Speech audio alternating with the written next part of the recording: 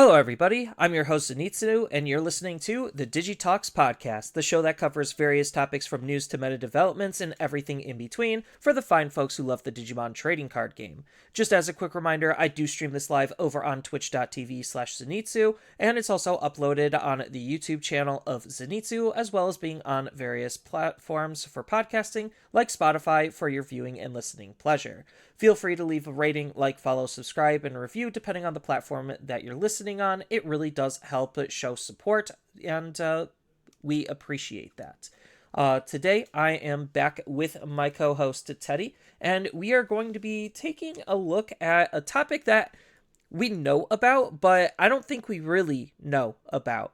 And that's going to be about unification and what it means not only just for Digimon, but for the entire TCG industry at whole. So Teddy, do you have a question of the week? I sure do. My question of the week is as follows. It is, are you guys excited about unification, or are you guys kind of more weary about it? Let us know down below in the comments. I'm very interested to see the discourse around the topic since it's such a loaded topic. Yeah, there's definitely a lot that unification is going to do for the game. Um, and it kind of has me excited because, we're experiencing this change versus a person who might be coming in post unification and that's just their norm. So it definitely is a really exciting time, one that actually is going to be happening fully next year. We do get some early ramifications and starts. We kind of already talked about that a little bit last week with some of the 2.0 news that came out. So it's just going to be a really fun time to see what comes out of the game. Um, I'm definitely excited. I'm definitely on that money. There's more, at least in my eyes, more positives than negatives that I can see at the current moment. So I'm definitely excited. I can see where some people would be wary, but I'm gonna lean towards the good side for now. yeah, usually anything when it comes to Bandai, I'm always going to be cautiously optimistic because, like, there is a level of cynicism that, like, just knowing who Bandai is and what they do and what they've done, it's like I always have to, like, really question and take a step back and not let my excitement get the better of me before something disappointing might happen.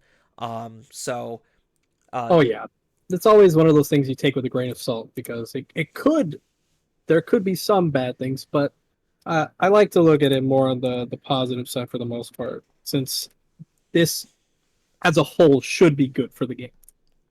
Right. And speaking of things being good for the game, we do have two BT15 events, and it seems like the list of decks that were able to make it into top 16 keeps growing and growing. I think last I counted, we're at 30 different decks that have been able to make it into top 16 between all of the events posted on Eggman's website. Thank you, Eggman, for uh, putting all of this together. It really does mean a lot because this is the best form of data collection that we have and we're probably going to be getting. So we had a big event and kind of a middle event, like a medium size event. We're going to start with the medium size event first. That was the, I don't even know how to say this, Toulouse? Toulouse? Toulouse? I, It's, I think so. Toulouse? I don't know. Gross me in the comments. yeah, That's fine. sorry if we're butchering it. It's just awkward to us on how it's spelled. But anyway, there was that event. It was a event that had 87 players, took place on April 13th, and the top 16 archetype breakdown is as follows. We had 3 Divas, 3 Red Hybrids, 2 Mirage, 2 Security Control, 1 Rosebon as the big newcomer into the top 16s. Then we had 1 Bloom, 1 Levia, 1 Dark Masters, 1 Fenrir, which is Lugamon, and then 1 Leomon. So as far as what actually got, top 8 and top 16, first place went to Mirage. It ended up winning it. Second place went to Security Control. Third went to Mirage. Fourth, Leviamon. Fifth, Divas. Sixth, Rosebon. So I'm curious to see, or I wish I knew what record that Rosemont had and what their matchups were, because that's just such a standout deck. Because it's not Such one a we would cool thing. expect. Such a cool thing to see. Then we had seventh is the Dark Masters. They have it labeled as Omnimon Megazoo. I just label it as Dark Masters because it just uses the Dark Master engine to facilitate digivolving into Omnimon. That's the whole gimmick. Then we had Red Hybrids in 8th, Divas in 9, Red Hybrids in 10th and 11th. 12th, we had Lugamon. 13th, we had Security Control.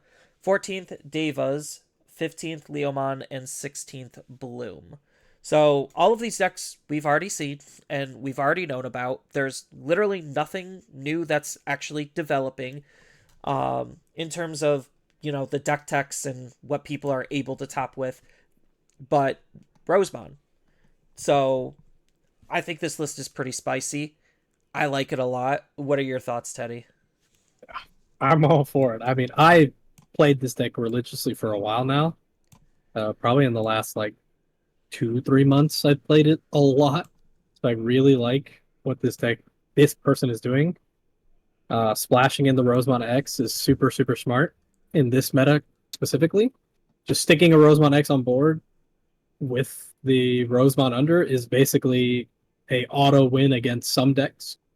Um, since a lot of decks have to promote, and then when they promote, they just automatically get suspended, or a lot of decks are going wide and playing bodies, they automatically get suspended once per turn. So it is a very smart decision.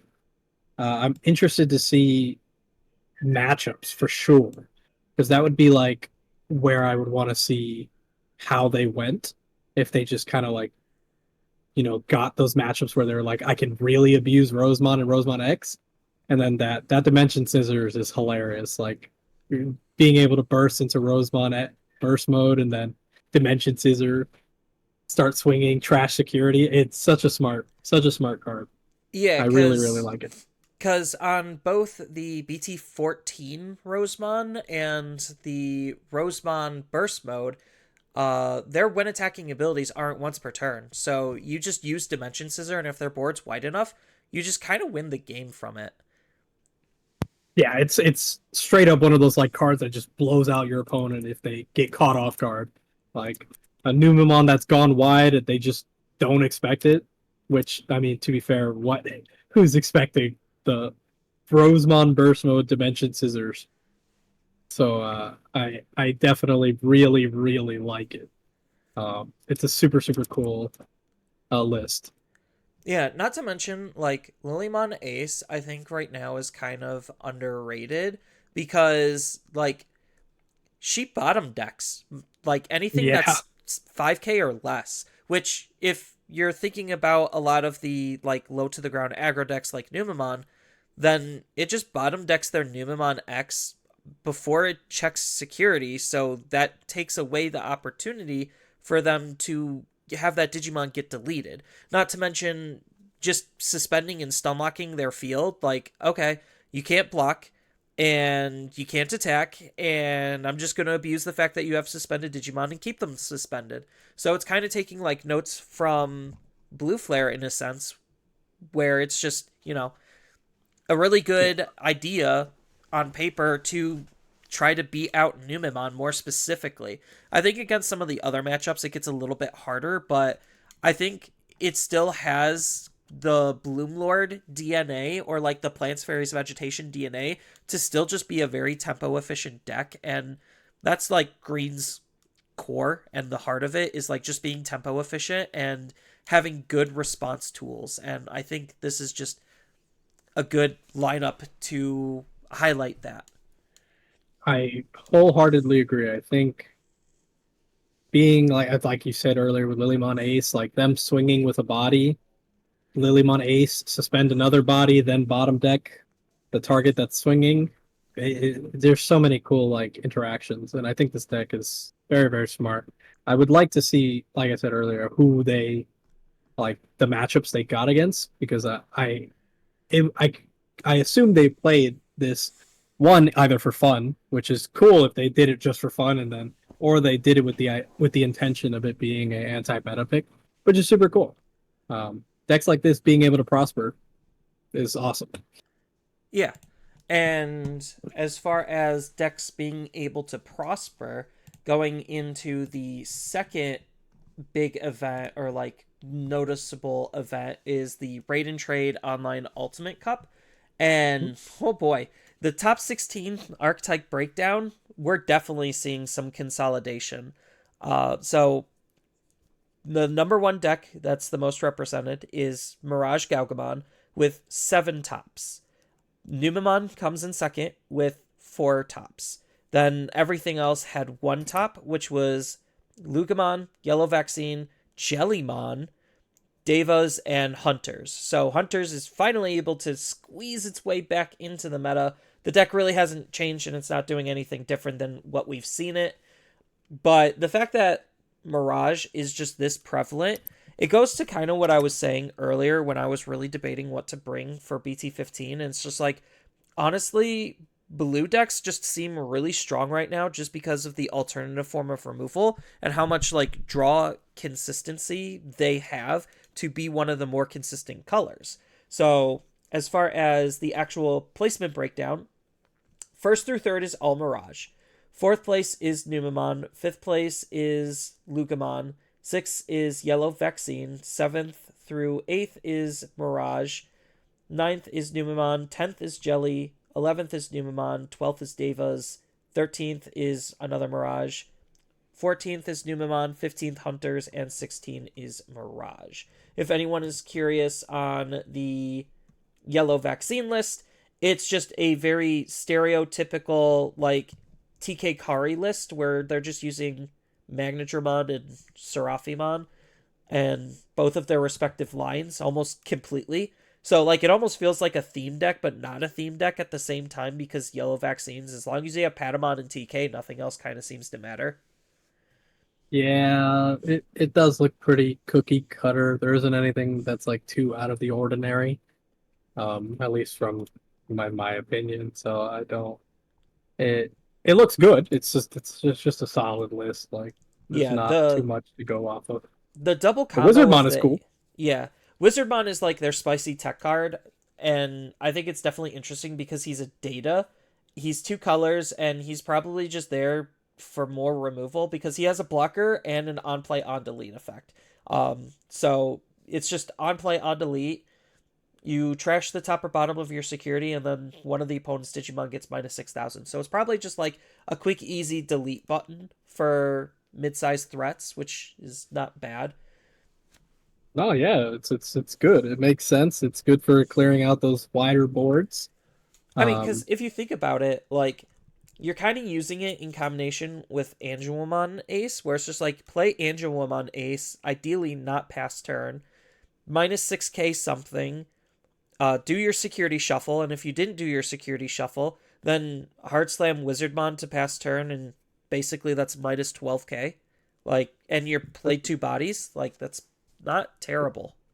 there's that. There's like Revelation of Light, being able to use Revelation of Light, play a level 4 from security, and then you could play Wizardmon, finish Revolution of Light, tuck it to the top, Wizardmon, trash, -6, -5 to the board. Yeah, that's minus So 11 on something and -5 to the board. Yeah, that's that's pretty good. I like the creativity there. That's a really cool interaction. yeah. I Outside, assume that's the reasoning behind it, but oh, most likely, but outside of that, everything else is just pretty standardized at this point. Like, oh yeah, I don't think there's too it's much to yeah, yellow aside from the vaccines. Kari, I guess. The Yeah, Kari, I not a lot of people use that card. But I've faced a person who topped with the purple Kari, so I don't yeah, know if exactly. purple Kari would have been better in this type of situation. It might have been, to be honest, like thinking about it. But what are you actually using the purple for? Really nothing. It's just a cheap Kari. But Yeah, and it's this not deck like, list particularly, yeah. yeah, it's not like the memory setter's like bad, and you could do it with the other one as well. It's just a Kari named card. It doesn't matter.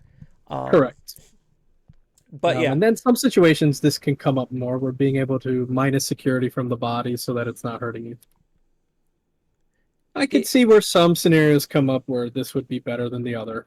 Um, So it's an interesting list Yeah, for sure. but that's But just then yellow vaccine the in a more nutshell. interesting one though, Yeah, I'm more interested in this one. the more interesting deck that we're referring to is the Jellymon deck because this is a deck that is kind of memed on at this point because it has not put up any results and now it just magically gets a topping, I guess. So, as far as the Jellymon deck goes, it's almost exactly what you think out of Jellymon, which is just a whole bunch of Jellymon based cards. So they're using Amphimon Ace, and Amphimon is the level 6 lineup. Omnimon is the game closer. They don't have any jamming Kyoshiros, it's just the BT9 and RB1. And then the jamming is coming from the Betamon, which, yeah, makes sense. That's what we're doing with it right now, is just easy jamming. But they're running some cards that I kind of wouldn't have considered. Like, they're running the BT9 Tesla Jellymon, like, I guess if you just pair it up with jamming, it's just literally free two swings. Or like a Yeah. swing, unsuspend, digivolve into something else, swing again, unsuspend using something else, maybe. I don't know. But it's not a bad card. It's just something I generally wouldn't have thought of using. And It the is a tech one inheritable, of. and then the inheritable allows for another one. It's Well, interesting. the inheritable would be from someone else because the Yeah. Tesla from BT9 has no inheritables, which is why I Um, like wrote it I'm off. thinking of the level 5. No, Yeah, not the Tesla. level 5, like if you're able to like turbo I evolve, guess early on, it's just extra chip early on if you just don't have the full stack. Maybe I could probably. see that. I definitely Um, can see that. Fills up your and trash, then be early and aggressive, make sure you have less than 7 cards to trigger all your effects. if you do leave it out, you still threaten the Zudomon Ace and stuff like that. So I could see why it's there. I don't think it's bad per se. Yeah, Zudamon, Um, I think like this is going to sound really bad. I honestly think Zudamon Ace hard carries this deck. yeah, Zudomon Ace is kind of bonkers. Like especially in this meta, Yeah. like Zudomon is like really absurd, honestly. And it's not saying like I think the new Amphimon Ace is like also a really good card. Like it just has lots of really good stuff. It's just not necessarily the easiest deck to use to figure out how to set itself up.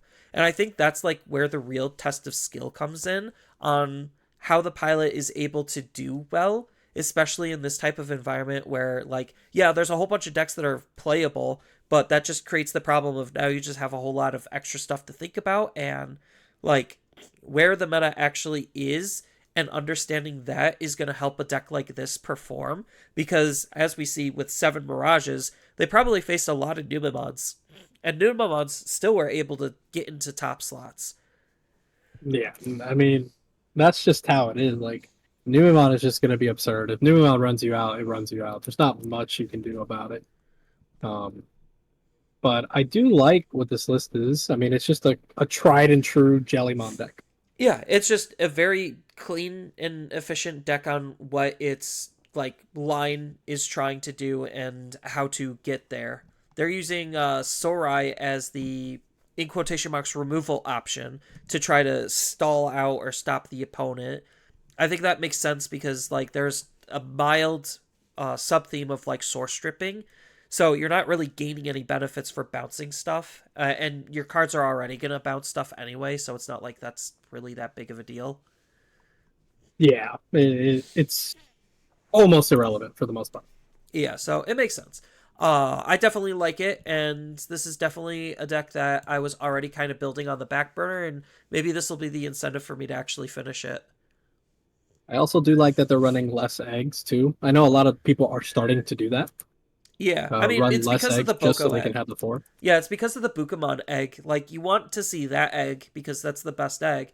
So you have to run less of the other eggs to try to have a higher chance of seeing it. Because you're going from, what, a 25% to a 20% chance of seeing it? That 5% could make a difference. Yeah, it does matter a lot. Like it can just come up. Yeah, because I So think with each passing egg, the lower egg count, you have a higher chance of now seeing it. So it's just why unnecessarily dilute yourself if you know you're not going to be using all 5 eggs. Yeah, exactly. It makes sense, and I agree with it. I know a lot of blue decks are starting to do that, like nowadays, just because why not? Right. Uh, so I like it. I mean, I like this list a lot. The Amphimon Ace is cool. I really like this card, um, and I also really just like. I mean, I really like the art of this deck. I don't know what it is, but I really do like the art in this deck. I mean, it's probably because waifu tax. Without the tax. Uh, I don't know about that. I really like Amphimon. Amphimon just like this mechanical like submarine like thing. It's cool. I like it a lot. I mean, compared to all of the other Ghost Games decks, like Angoramon, as much as I love Angoramon, it has a character from the show. His deck just is lacking. It's very lacking. There's just other decks that do the same thing but better. Amphimon kind of was in Yeah. that same category, but like it had some distinct advantages versus other blue decks that we couldn't exactly exploit until I guess this opportunity, or it's harder to exploit. Because like in a world where you see 7 Mirages top and 1 Jellymon, it's just like, what if that Jellymon player was playing, Mirage, the better blue deck? So I don't know. It's just stuff like that that like I think about. You're not wrong. I mean, the way you look at it, like for these things, is like you would I play this over Mirage more often than not? Probably not. Especially It's competitively. because exactly. Clearly, it worked out for this person, which is awesome. Congrats to you for getting this far with it. Um, but it effectively does the same things. The only difference is you're adding more steps. So Right. it's not bad by all means. And in this meta, funnily enough, could theoretically be better. I mean, because Um, like I said before, bouncing right now, like alternative forms of removal that are not deleting, is like really good, like really good. And the fact that Amphimon is also one of the few decks that can bounce Tamers is also really important because right it now, matters a lot. yeah, because right now the meta is basically solidified as like 6 core decks, which is in no particular order: Numemon, Mirage, Diva, Red Hybrids, Leviamon, and Lugamon. Like those are the 6 cardinal decks, the core decks that define this format, and every other deck is performing as well based on its matchups into those 6 decks. You could kind of say like yellow hybrids and or not yellow hybrids, Vaccine, yellow you know, vaccine and either security control or shine. Like those would be the next 3 decks. But literally outside of that and outside of those 9 decks, things are having a very hard time topping once, and they're able to top like once. So that kind of just that should tell you where the meta is. yeah, we're kind of already we're at that like end point where the decks kind of people aren't as experimenting as much with new stuff. Right, and the only thing that's really changing is just what is not number one. Because number one is very Yeah, clearly Numemon, but the placement of all of the other decks beneath it, of those 9, um, like, that's the only thing that's actually changing as I'm, like, entering all of the data points into my master spreadsheet. yeah, and that's good. It'll be a constant ebb and flow for that most part, but the meta isn't going to change very much unless somebody figures out something dramatically crazy in the next like 2 weeks before this next tournament. We got a month, I think, a little under a month, but I mean that's asking a lot. Like, Yeah, at least for the English tournaments, because I think there's still a couple of other tournaments in some of the other territories that are yeah, happening until then. And oh yeah, then we have like two late, weeks from now, I think, yeah, right? I and think. then at the end of May, that'll be the last of BT 15, and then we get to start with BT 16. So that's going to be really fun.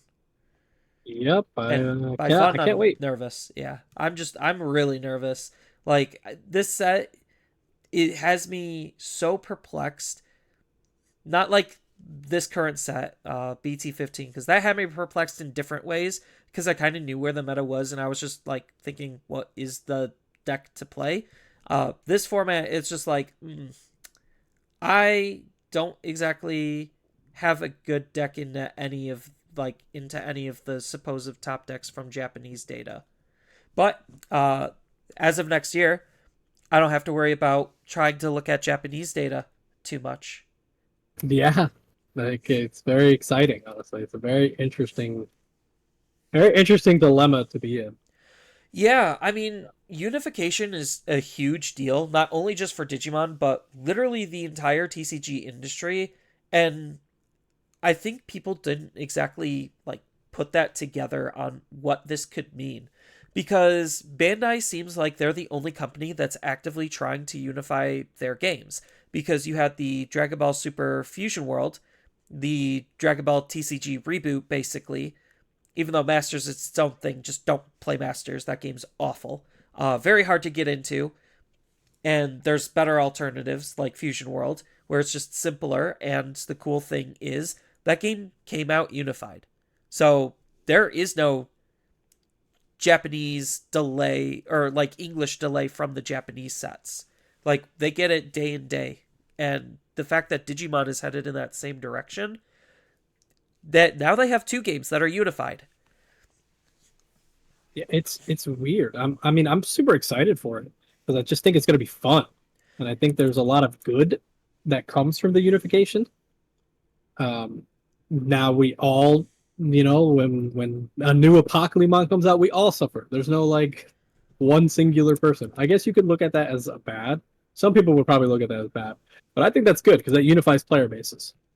Well, it Um, it only not only just unifies player bases, but like think of the ramifications for the rest of the industry because if Digimon's unification attempt is successful, maybe One Piece is next. Maybe they'll do it for Union Arena as well. Union Arena has its own like struggles and hurdles to jump through because of like IP and licensing law is like not a simple task, which is why like certain Japanese sets for like Weiss Schwartz stay Japanese exclusive. Uh, and same thing on the reverse side, English exclusive stays English because of those licensing things. So maybe those types of games might not get unification, but like what's to say this and One Piece's unification if One Piece does get one, what if those are successful? Then what does that look for all of the other Japanese based games? yeah, it's super interesting because it almost looks as it puts it in a point where like the other games will look at themselves and be like, or at least people playing other games that have separate formats would look at it and be like, well, why is it not possible? You know what I mean? And that it's Right. very interesting And to Bandai's see. proving it I is. I mean, I think most people have known that it's possible. It's just whether or not a company is willing to put in the effort for it. I think that's where it's kind of changed a bit because most companies are not willing to put that much effort in.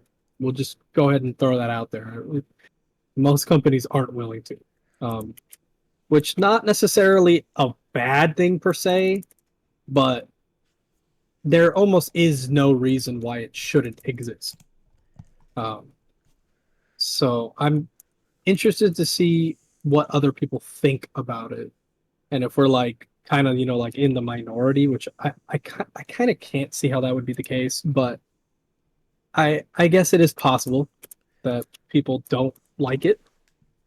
Right, There's always going to be somebody that doesn't, but because there's a lot of Japanese games. Like most of the TCGs are actually Japanese based, which thinking about that is like both scary, hilarious, and sad and funny at the same time. It's a mixed bag of emotions. But like Pokemon doesn't have unification. Yu-Gi-Oh doesn't have unification. Those are two of the biggest TCGs from Japan, and they don't have unification. Magic the Gathering being the other of the big three, they actually are unified, but you know, uh, Magic is Magic. It's its own beast. And they Yeah, started slightly in different. America. Yeah, they started in America versus the other games started in Japan. And I think like part of this goes into the mindset of the Japanese bubble where it's just like we're focused on Japan first. When Japan isn't first, that's when we don't care. Uh, and I like the fact that maybe Bandai is slowly trying to get out of that mindset. They're probably not, but at least the attempt looks good in comparison to the competition. Because you get something like Vanguard, and Vanguard's a couple of sets behind as well, and that's a long running TCG, and the fact that they're not unified is actually kind of a joke and laughable at times, especially since they went through like 3 reboots.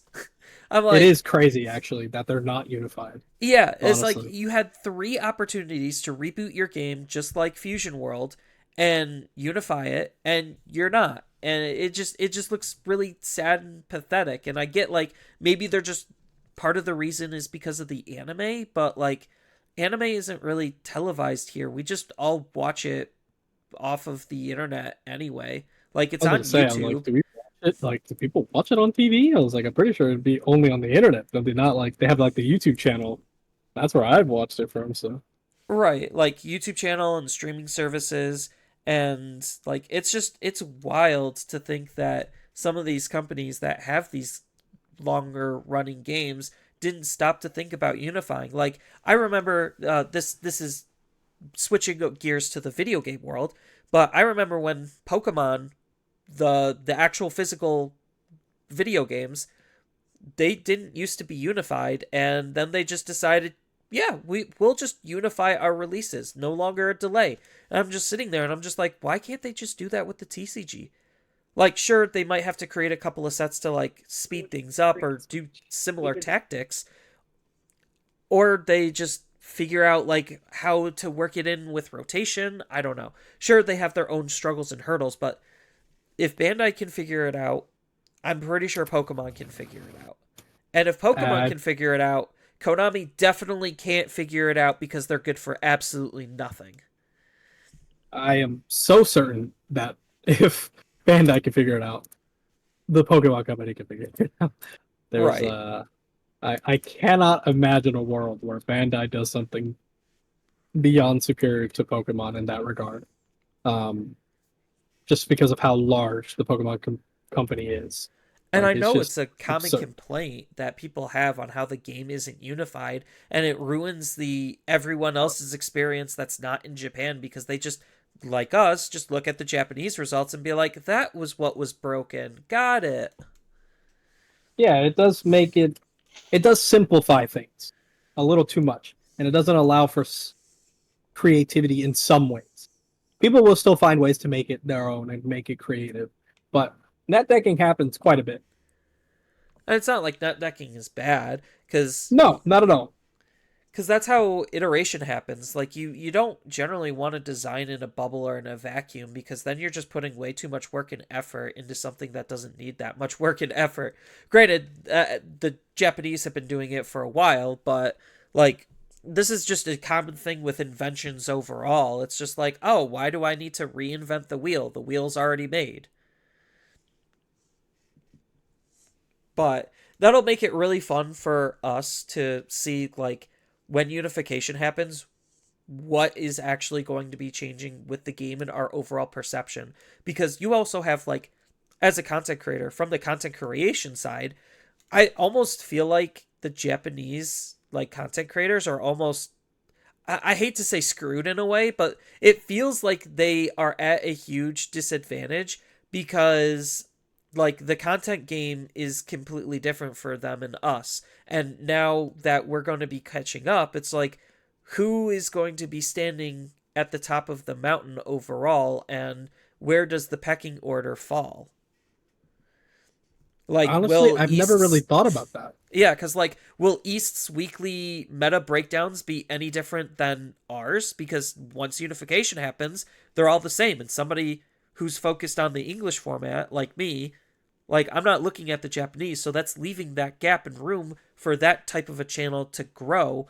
Where, like, okay, I dedicate a couple of videos every week to do what Eggman did and break down the English meta. Like, how once unification happens, what type of format are people going to be looking at? Are they going to be looking at something like East's videos, or are they going to be looking at something like whoever's copying Eggman's videos? Because they're both meta breakdowns and meta analyses. It's just now that we're in the same meta, where who has, I guess it's literally going to be who has the better content. I wonder if that will be the case or if it'll be more of a like community driven like thing where it's like, well, we're the Japanese community. You guys are still the English community, but we're playing in the same game. I hope it doesn't devolve to that. I think because there's still some subtle differences in just personal playstyles and just complete culture clash, there is still going to be that divide. But like it literally ruins my opinion to want to try to watch East because I only watch him now because I'm not covering the Japanese stuff, and he's just an easy digestible way to understand the Japanese stuff past me literally looking at the exact same resources that he does and just putting two and two together myself. He just has it in a video and versus me trying to do that research myself. But That's fair. I mean, I do enjoy his content. I do think he's an entertaining individual. Um, right, but but once unification happens, like I almost feel like I have no reason to watch him because now we're experiencing the same thing at the same time, and I'd rather now have an Eggman type video for when he used to do that, where it is going through the bigger events that matter more to me because it's more akin to how I'm playing, versus oh these are the decks that have managed to top locals, which look completely differently than the decks that have managed to top like a regionals or an ultimate cup.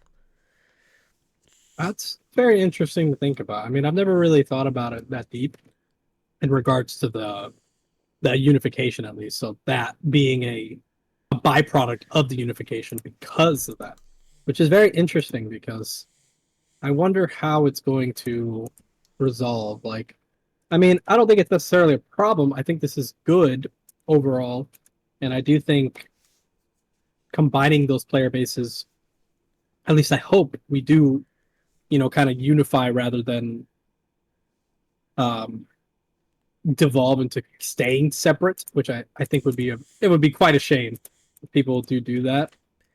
Um, Yeah, and I kind of hope they like unify some of our rules a little bit. Not saying we should go to best of one, because I definitely think Digimon benefits more for the best of three. I think most games just are better off best of three, but I think Digimon's pacing definitely fits more into the best of three category. But something like their end of turns procedure, where it's like, oh, now in Japan it's counting as a double loss. Granted, it's a best of one, so like that context is a little bit different, but I kind of still just like that rule because I don't think control decks should be rewarded for going to time, which is what TOs do. Like, it's what they don't want.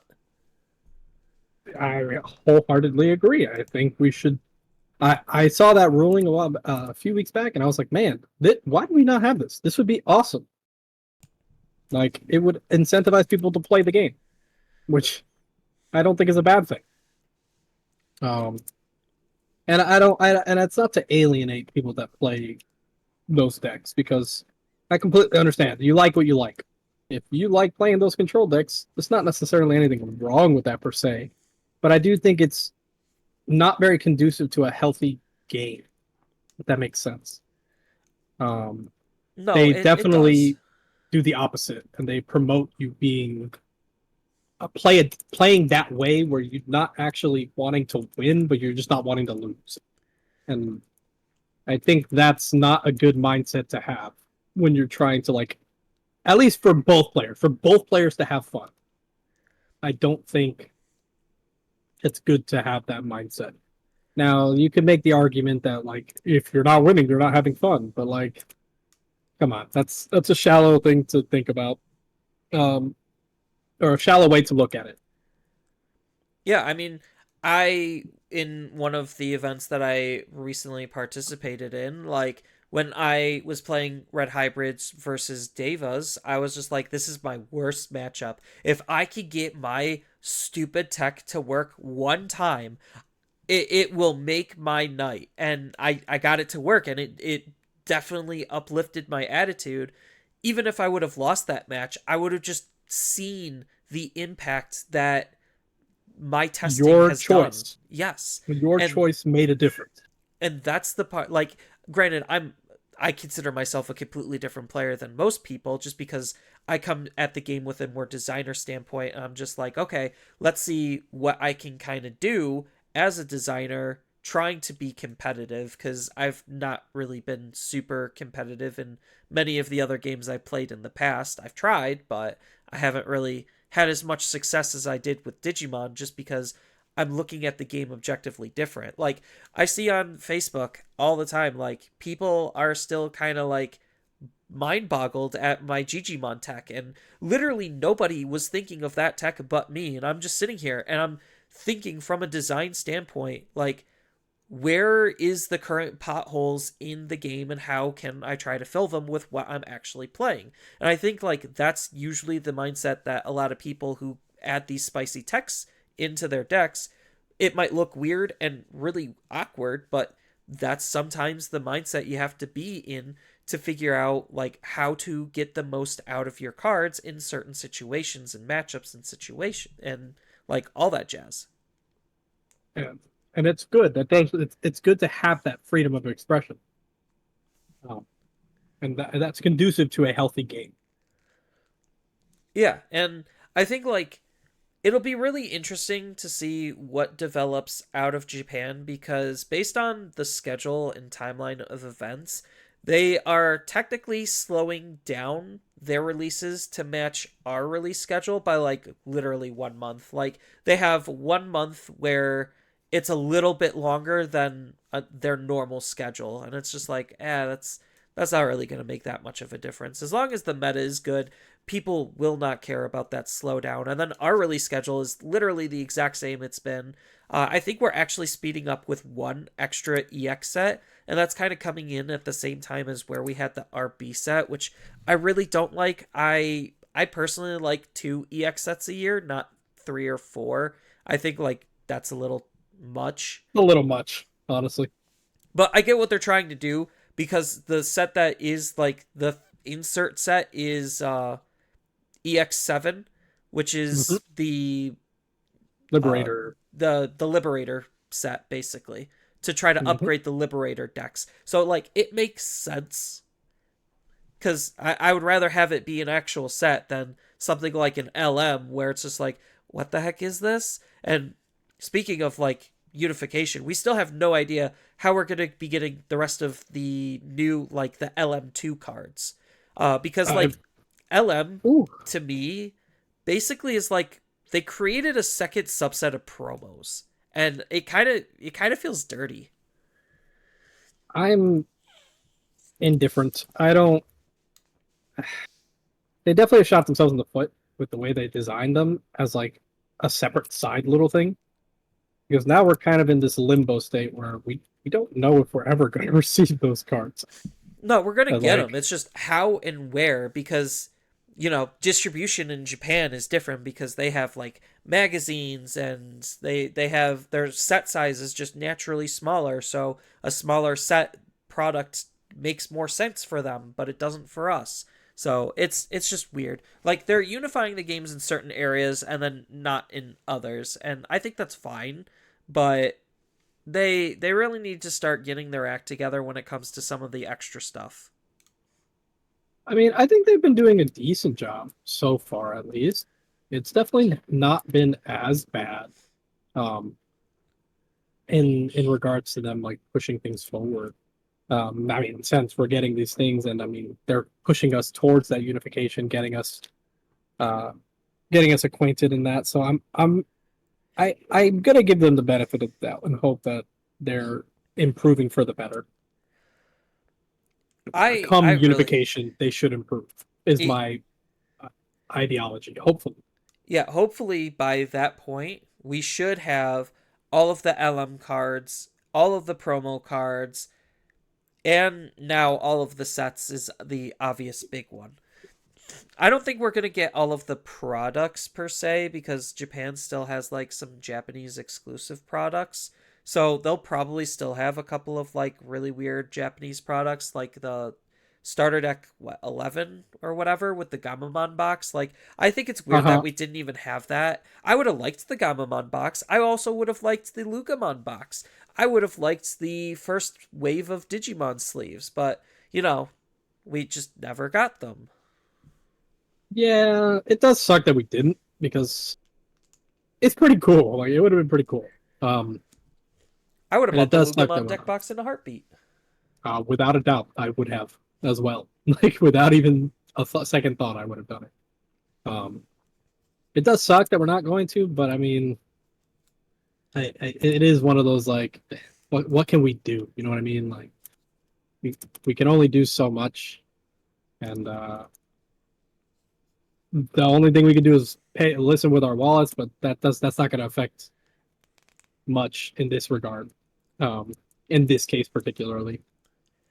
So I'm I'm okay. I do hope there's some cool stuff. Like there's that was it a Zulongmon? And Oh, that the got or Chinese no. Azulong? Yeah, dude. There's some cool stuff that I would love. I would love that. I think it looks awesome. I think we eventually will get some of them. Like, I know the Renamon, the Chinese Renamon art is coming. So we eventually get some of that stuff. I don't know if Japan eventually gets some of our stuff, but eh. They Well, try see. to reward the different regions a little bit differently. I mean, it's not wrong per se. We do like. I mean, it's the same with us. So, like, we do get some unique things that no other country has gotten. So I just I find it weird that like because we have unique arts, like the BT14 like comic art, like yeah.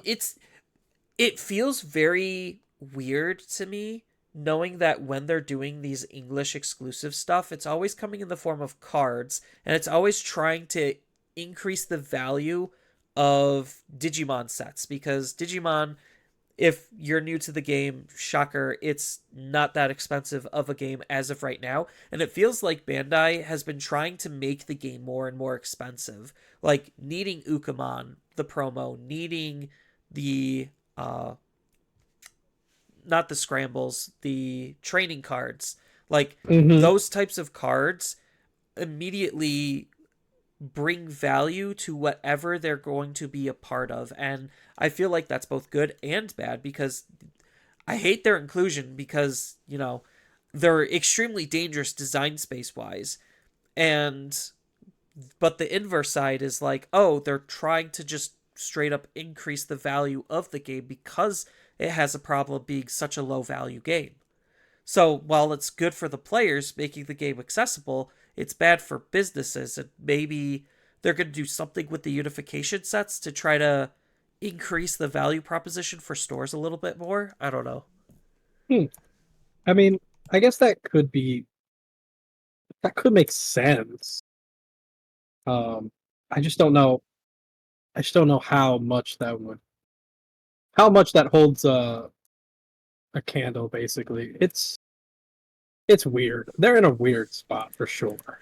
Um, Because I don't know if it's an overprinting problem because right now, like half the value of One Piece is literally because there's so much demand and not enough supply that it's actually underprinted.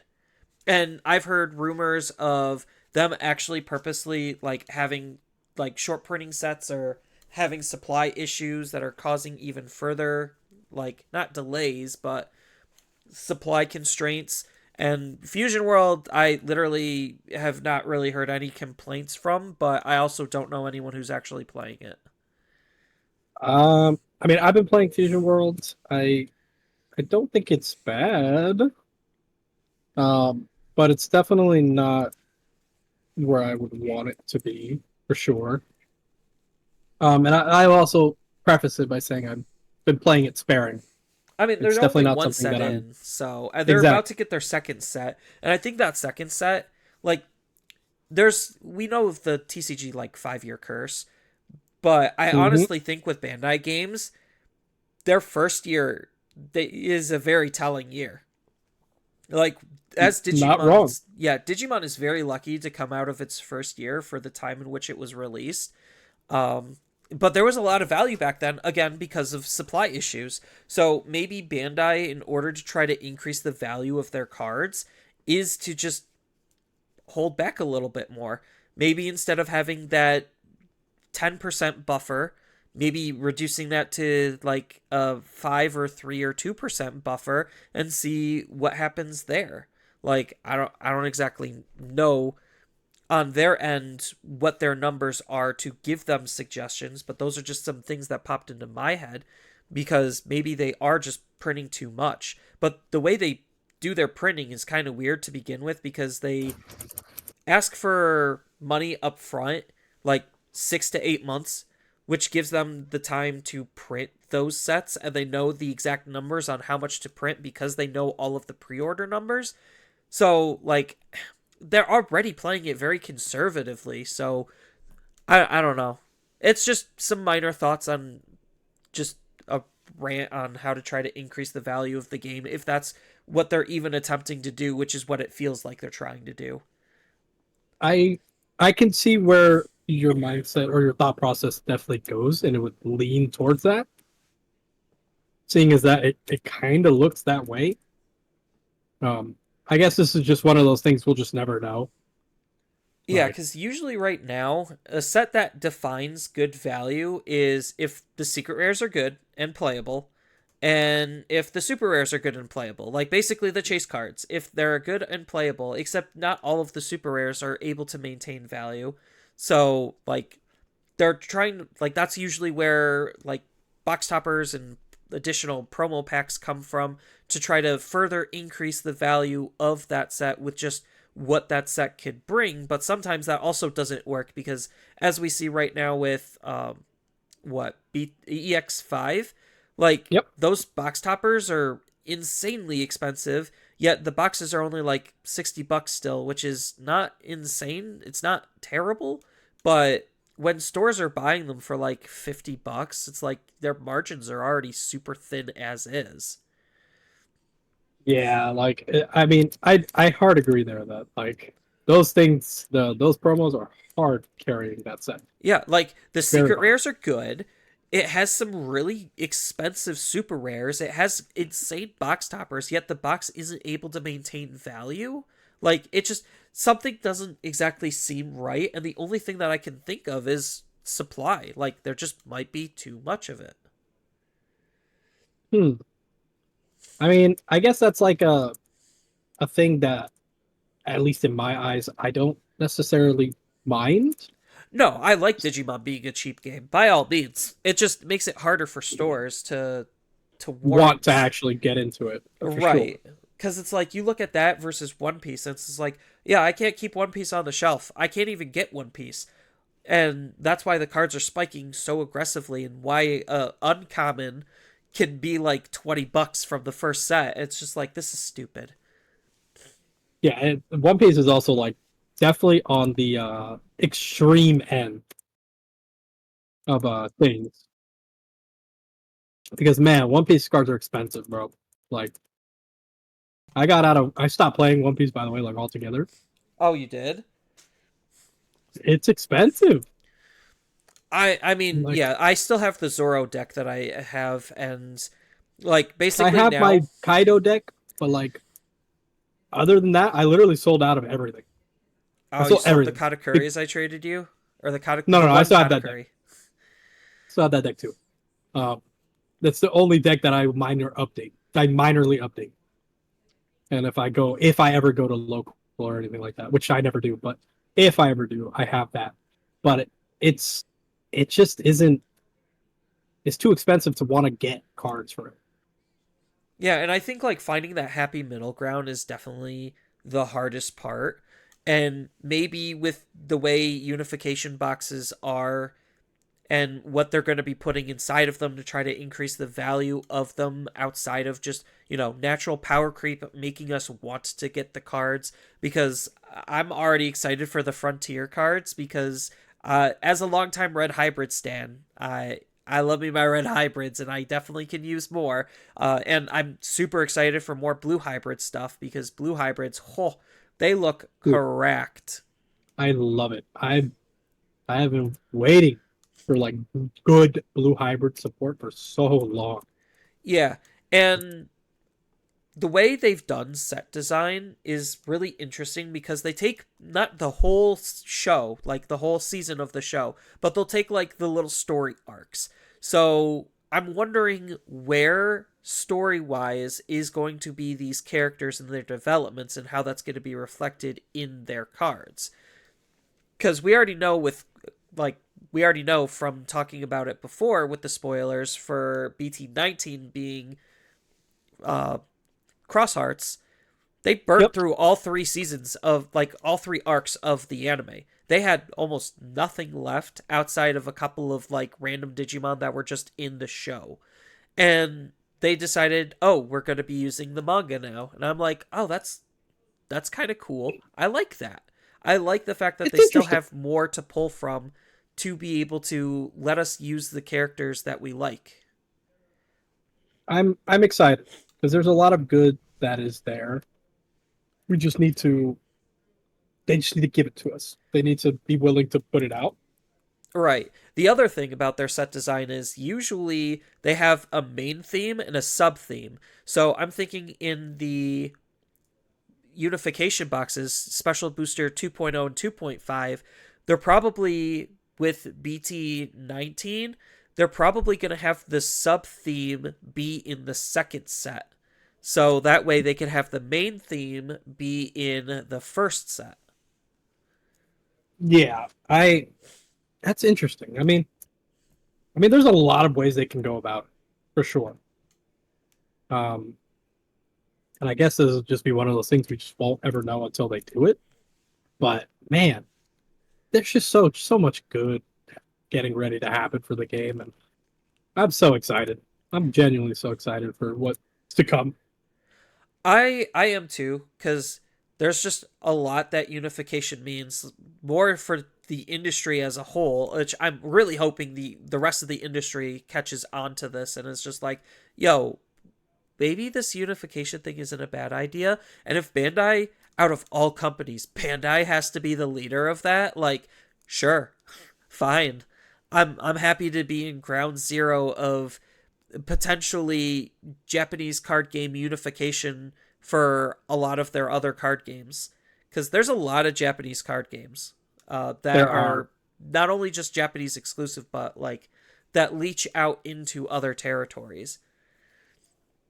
there are actually like there's a lot like now I'm looking at some of these like lists. There's a lot that we Yeah, just will I'm never just see. hoping they don't pull a Sega because unfortunately, like a lot of Sega is the perfect example of the Japanese bubble where it's just like, yeah, we're going to cut our nose to spite our face because, we were successful elsewhere, but we don't care about that. We want to be successful in Japan. It's just such a backwards way of thinking.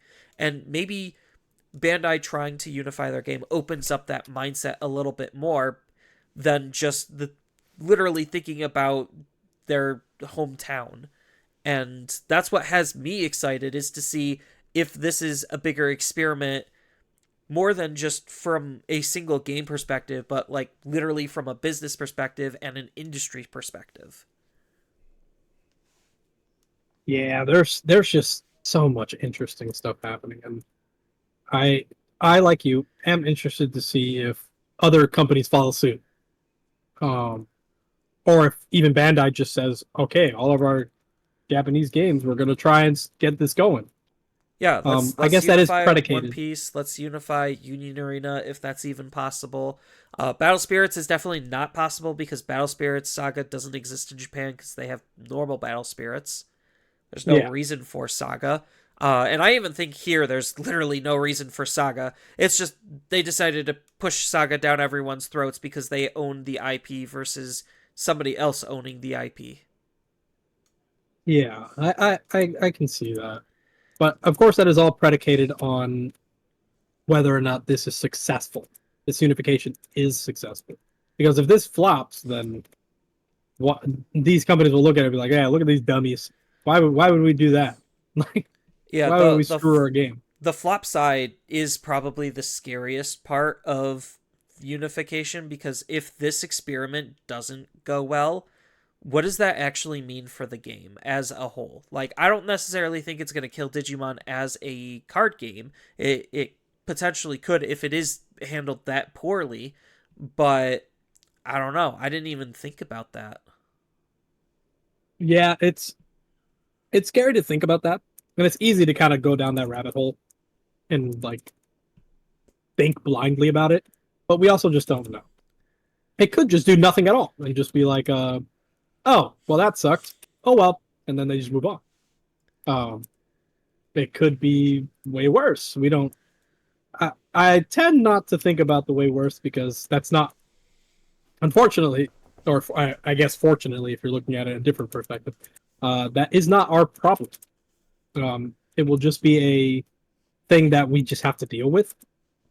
But as long as the game doesn't get killed, which I can't see them being like, they would have to do some pretty absurd things for No, us it's to like the player base to be like, yo, we're done, peace.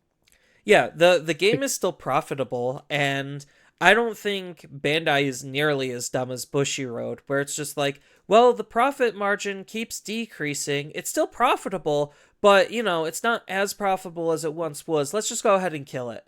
Like Bushy Road loves doing that, and I think Bandai is definitely smart enough where they're making money, they should be happy.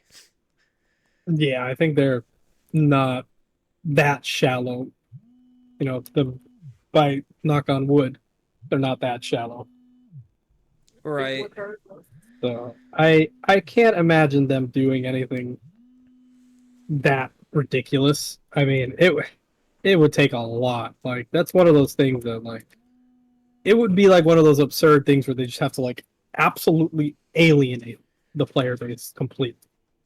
Yeah, but I think Bandai as a company, they generally like to play things as safe as humanly possible. They are really good at minimizing their risk. I will definitely give them props from a business perspective. They run a very tight shift, and they do know how to play things very cautiously and safe, which is why their setup is the way it is. So I think that's good as as good as any indicator that they're going to treat this with the utmost respect, because they kind of have to, because of what they're trying to do even behind the scenes on like things we don't even know about that unification could bring, that they're thinking about. So I think that's Interesting. yeah, I think it's going to be a good time. It's scary, it's nervous, and we just have to bide our time and wait until it gets here and see what actually happens as a result. Um, Yeah, but I think that's a pretty good place to stop the conversation, because I think we kind of ran that well a little dry. So at this point, I want to thank everyone for listening to the podcast. Please tell us your thoughts down in the comments below about not only just unification, but the current state of the game. And if you enjoyed this podcast and want to help support us, please make sure to share it with others on social media. Thank you all again for listening, and we will see you next time.